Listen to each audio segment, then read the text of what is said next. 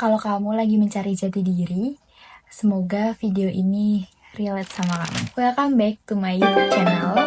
Kembali lagi sama aku, Lutfia. Dan di video kali ini aku akan membahas tentang gimana sih caranya memahami diri sendiri.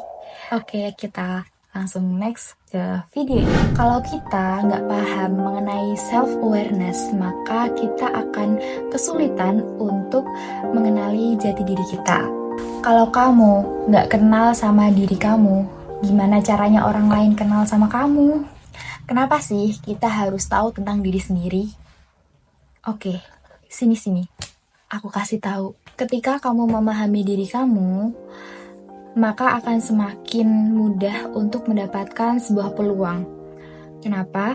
Karena kamu bisa menjawab semua pertanyaan-pertanyaan ini.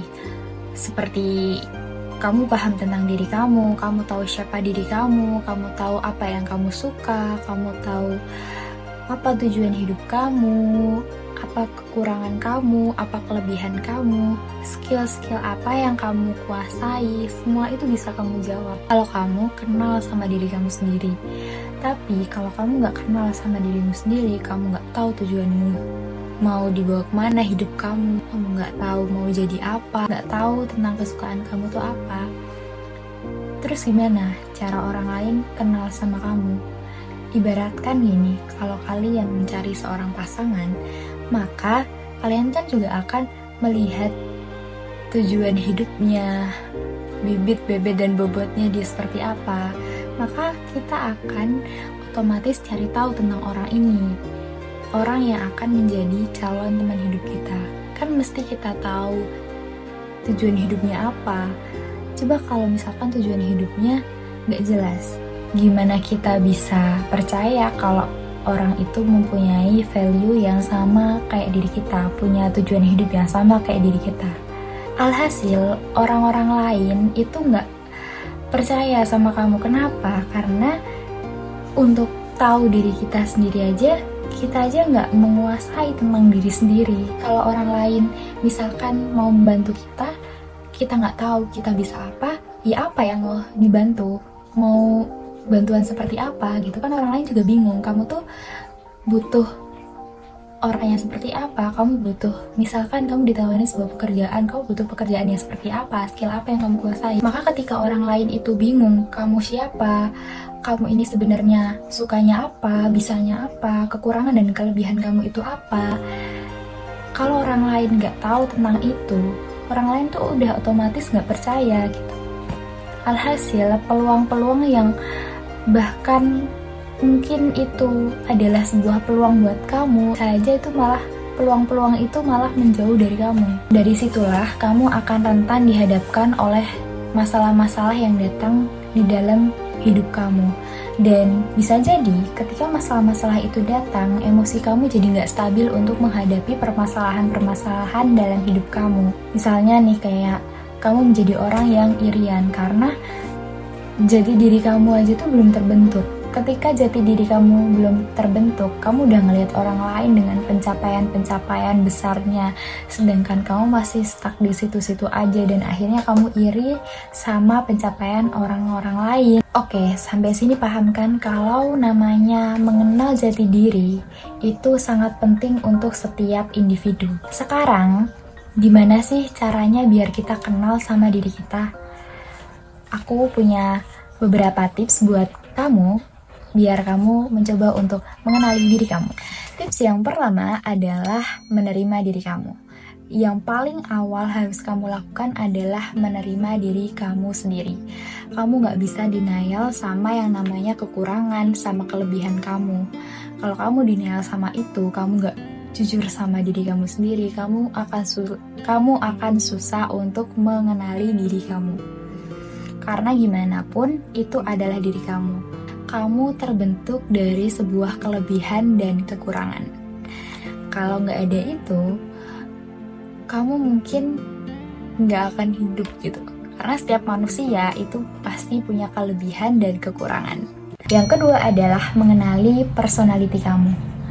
Gimana interaksi kamu sama diri sendiri, gimana interaksi kamu sama keluarga kamu, sama teman-teman kamu, bahkan sama stranger, sama orang yang nggak dikenal. Kan beda ya ketika kita berinteraksi sama diri sendiri, kita berinteraksi sama teman, keluarga, itu kan pasti punya cara kita masing-masing gitu.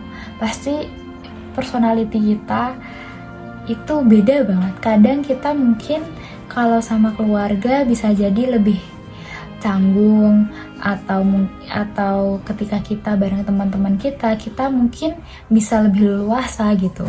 Tips yang ketiga adalah cari tahu kekurangan dan kelebihan kamu. Kenapa harus dicari? Seperti yang aku bilang tadi, kita harus kenal sama kekurangan kita, dan kita juga harus kenal sama kelebihan kita. Misalnya, kamu bisa melakukan journaling. Ketika kamu menulis tentang diri kamu journaling, dari situ kamu bisa analisis nih, apa sih kekurangan kamu, apa sih yang kamu nggak bisa, apa sih yang kamu kurang, dan apa sih yang kamu punya kelebihan. Jika kamu sudah menemukan sebuah kekurangan maupun kelebihan, maka nantinya kekurangan itu akan menjadi sebuah evaluasi buat kamu yang akan kamu perbaiki. Dan untuk kelebihannya kamu akan kembangkan supaya dia bisa lebih baik dari sekarang.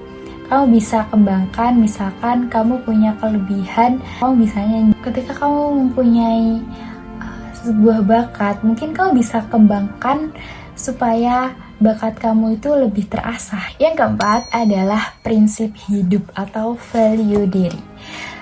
Kita masing-masing akan mempunyai prinsip hidup yang berbeda-beda.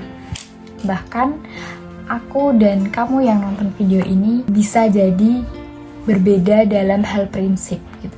Pasti ada aja yang beda. Coba deh kamu perhatikan, kamu tulis prinsip-prinsip hidup kamu itu apa aja. Kamu tulis. Nah, setelah kamu tulis, kamu identifikasi nih, mana sih yang kamu banget gitu, yang merupakan diri kamu banget. Dari situ tuh kamu bisa analisis gimana kamu orangnya. Nah, dari prinsip hidup yang kamu anut, itu akan berpengaruh ketika kamu akan mengambil sebuah keputusan atau dalam penyelesaian konflik. Prinsip hidup atau value diri itu yang menjadi fondasi utama, yang menjadi nilai-nilai yang kamu pegang erat untuk menjadi sebuah pegangan hidup yang nantinya akan kamu proses ketika kamu menghadapi sebuah permasalahan atau dalam pengambilan keputusan. Dan itu juga akan berpengaruh terhadap penanganan konflik yang sedang kamu alami. Yang kelima adalah penuhi hak-hak dari tubuh kamu. Misalkan kamu ngerasa diri kamu tuh udah capek, kamu tahu batasan di mana kamu ngerasa lelah dan kamu harus istirahat. Kamu nggak bisa terus-terusan kerja terus, kamu nggak bisa usaha terus sampai kamu membiarkan diri kamu itu kecapean dan akhirnya kamu sakit. Itu jangan ya teman-teman, karena itu juga akan berpengaruh terhadap kesehatan mental kamu. Ketika fisik kamu itu sakit, maka nanti akan berpengaruh terhadap produktivitasmu. Juga jangan lupa untuk penuhi nutrisi yang baik buat tubuh kamu. Jaga pola makan, penuhi nutrisi yang baik buat tubuh, jangan lupa minum air putih yang banyak, dan jangan lupa untuk berolahraga. Pokoknya intinya adalah penuhi hak-hak tubuh kamu, biar tubuh kamu itu fresh juga gitu. Kalau misalkan kamu sakit-sakitan, ya gimana hidup akan berjalan sesuai dengan yang kamu inginkan. Dan yang keenam, yang terakhir adalah tujuan hidup. Apa sih yang akan kamu capai di dunia ini? Apa sih yang membuat hidup kamu itu lebih bermakna? Dari tujuan hidup, kamu akan bisa menyimpulkan prioritas kamu. Kamu akan bisa memilah apa sih yang menjadi prioritas kamu untuk mencapai tujuan hidup kamu. Pilih yang menurut kamu cocok sama tujuan hidup kamu.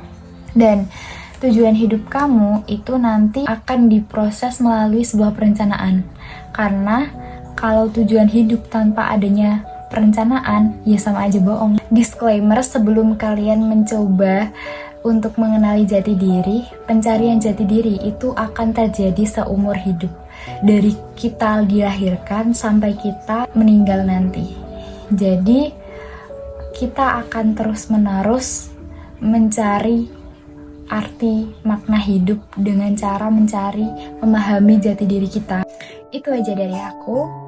Jangan lupa semangat untuk berproses dan berprogres untuk mencari jati diri kamu. Sekian dari aku, terima kasih sudah melihat videoku sampai akhir. Makasih banyak sama kalian.